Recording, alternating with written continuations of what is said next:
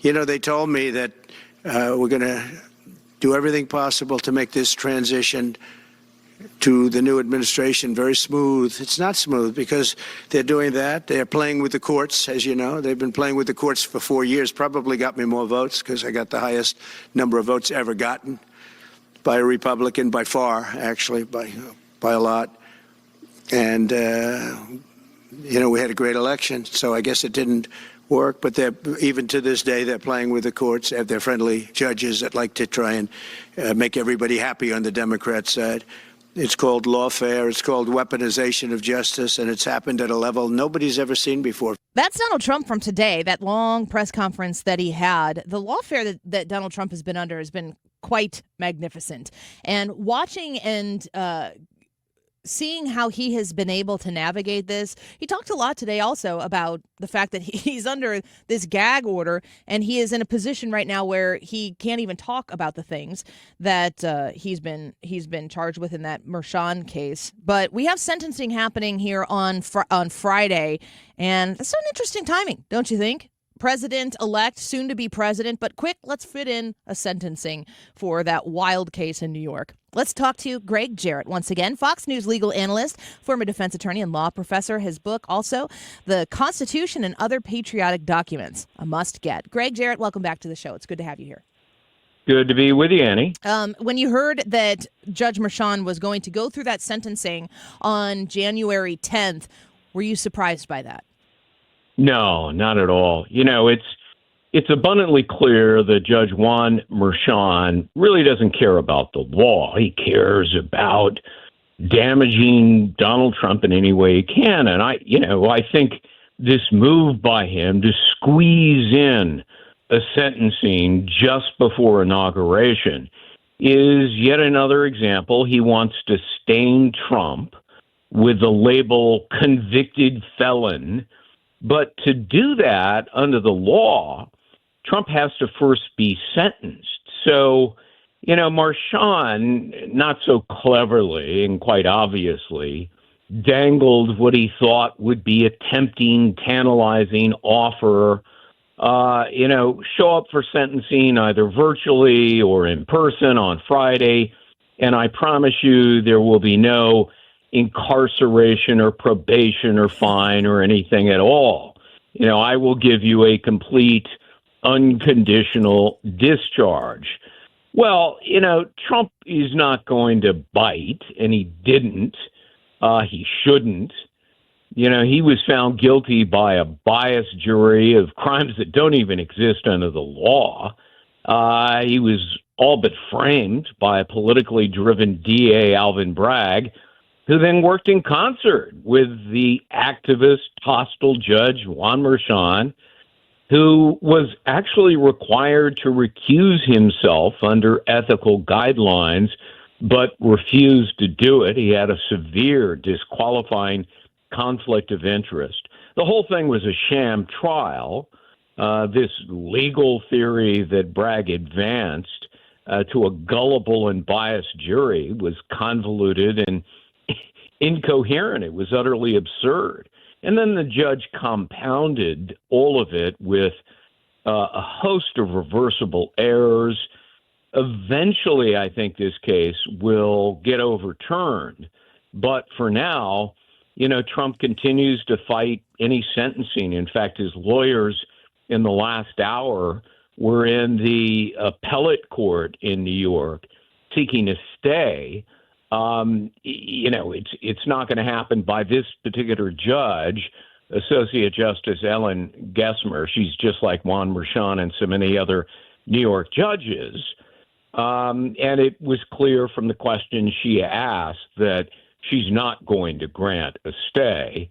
The question is she going to wait till the 11th hour to issue that ruling? Maybe. She should issue it right away so that then Trump's lawyers can go to an even higher court. So I've read some legal reaction to this, and they're talking about while yes he could be sentenced on Friday. You made the point, I think is a very important one, that Mershon's like, it's not going to be a big deal at all. Whatever I sentence you to, he's not going to jail. It's not going to be crazy like that. But the sentencing still will take place. That the actual process of moving through that step of sentencing does put the ball in Trump's court to continue the appeal process maybe quicker. Maybe I'm not even saying that correct, but I'd like you to speak to that if you could. No, you are, and it's a bit tricky and complicated. Let's assume that the trial itself was rife with reversible errors by the judge, mistakes made by the DA. None of that can be challenged until there is a sentencing.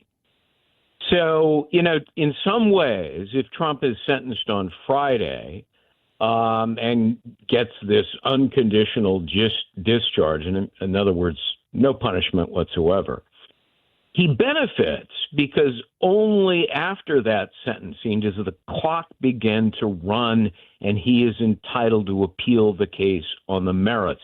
With one exception, Trump's legal team has said that the case should be tossed out because the judge, in allowing all kinds of prejudicial evidence that's protected by the Supreme Court's newly enunciated immunity standard, all of that was prohibited, shouldn't have been introduced.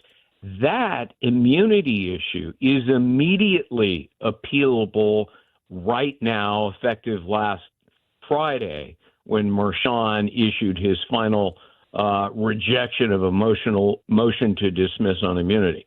So I hope I've explained it in an understandable way, but it's very complicated. So, there are appellate recourse motions to be made immediately, only on immunity. Everything else has to wait until sentencing on Friday, assuming it takes place. Well, we are very grateful to be speaking with Gregg Jarrett, the Fox News legal analyst, somebody who can give us the facts of the matter. A lot of people politically have been very interested in these cases, the lawfare, so to speak. But the legalese of it's complicated, like you said. And for a lot of people watching, what they want is justice, probably on both sides. But I think definitely people who've been watching Donald Trump endure what he has been put through right now, they want to see justice. They want to see fairness and, equal opportunity for people to be fettered through the justice system and come out with a just verdict. Can you tell me, in your opinion, at this point in time, can't undo anything that has been done, Gregg Jarrett, to you, what would justice look like for Donald Trump? Well, he's already won the lawfare war that was waged against him. 4 criminal indictments, 2 by Jack Smith in federal court, Washington and Florida, and then Fonnie Willis in Georgia and Alvin Bragg in New York. Now, I say he's won the war because 3 of those cases are essentially over. The only one that went to trial was Alvin Bragg, and Americans in a resounding way said, we don't care what that jury said. We don't care what you accused Donald Trump of. I think the American voters recognized this for what it was. This was, lawfare, the weaponization of the law to try to destroy Joe Biden's and then Kamala Harris's political opponent. And it had the opposite effect. Many Americans recognized it was a sham trial with a preordained outcome, entirely politically driven, unconscionable, an abuse of the law, and it drove a lot of voters to Trump's side. And he won, decisively on November 5th. So, as I say, all of these cases which were supposed to, put Trump in an orange jumpsuit failed, and I think failed spectacularly. Gregg Jarrett speaking with us right now, Fox News legal analyst.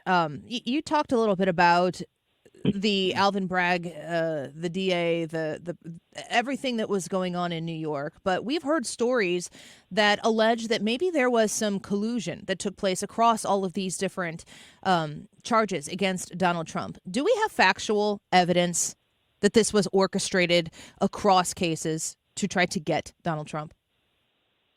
Well, there are some smoking gun documents, and I'll give you just one example.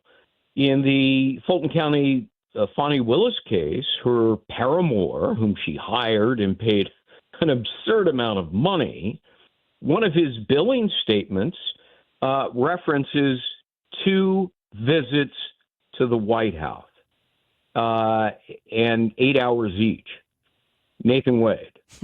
And, think about this. This is, a local prosecutor for hire in Georgia. And for the first time in his life, he goes to the White House not once but twice. And when he was forced to answer questions in a deposition, he said, gee, golly whiz, I don't remember what that was all about. Yeah, I can't really. Listen, if you're a guy like Nathan Wade and you go to the White House, you're going to remember every moment, every discussion. And so, he's obstructing. Is he committing perjury? Sure seems like it to me. That's just one example of the coordination between one lawfare case and Joe Biden's White House.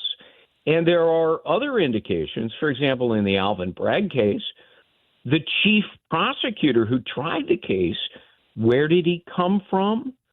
Joe Biden's Department of Justice. He was one of Biden's hand-selected prosecutors at the DOJ, and he resigned to take the case against Donald Trump.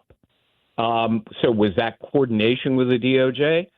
Sure seems like it.